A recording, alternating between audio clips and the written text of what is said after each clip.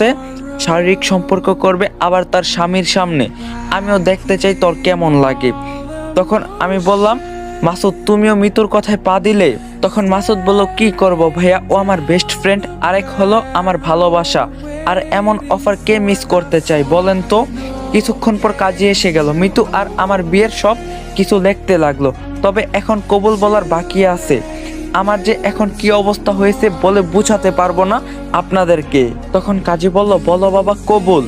তখন মিতু বলল, আরে আমি আগে কবুল বলছি, পরে ওর মুখ থেকে শুনে নিয়েন। মিতু 3বার কবুল বলে রিয়াকে বলল, কিরে রিয়া, তোর মুখে তো কোনো কথাই নাই, আমি তো আকাশকে বিয়ে করে ফেলছি। রিয়া হাসতে হাসতে বলল, আমাকে কি তোর বোকা মনে হয়? কিরে কই তোরা, অনেক অপেক্ষা করলি, এবার সামনে আয়, দেখি ও কিভাবে আমার ভালোবাসাকে বিয়ে করে।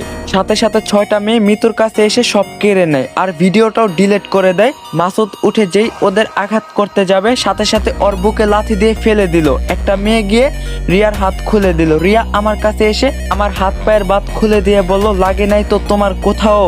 আমি চিন্তা করতে লাগলাম, যেখানে যাই রিয়া আমাকে বাঁচিয়ে নেয়। আসলে সত্যি রিয়া আমাকে অনেক ভালোবাসে। রিয়া আমাকে ছেড়ে মিতুর কাছে চলে গেল।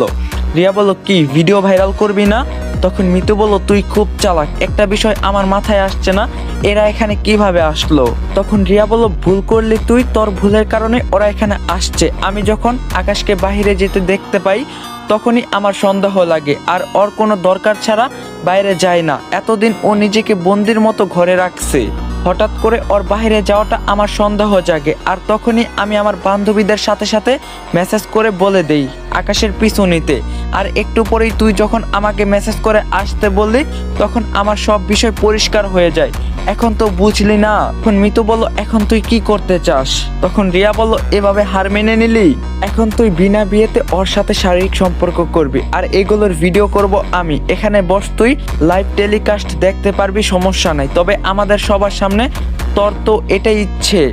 তখন আমি বললাম, রিয়া আমি কি বলি শোন। তখন রিয়া আমার কাছে এসে বলল, বল।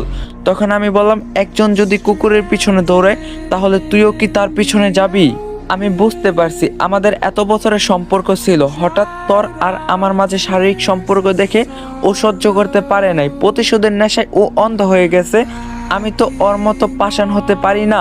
হয়তো সে আমার আপন বোন না, আমার খালাতো বোন, তবে আমার খুব খারাপ লাগছে ও আমার সাথে এরকম করবে আমি আশাও করি নাই। থাক এসব বাদ দে, ওর সাথে মাসুদের বিয়ে দিয়ে দে, ওরা সুখে থাক। আমার কথা শুনে রিয়া গিয়ে মিতুর চুল ধরে বলল, দেখ দেখ দেখ, যার সাথে আজকে তুই প্রতিশোধের খেলা খেলতে চেয়েছিলি, আজকে সেই তোরে বাঁচিয়ে দিল। তখন আমি বললাম, রিয়া আমি কিন্তু এগুলো পছন্দ করি না।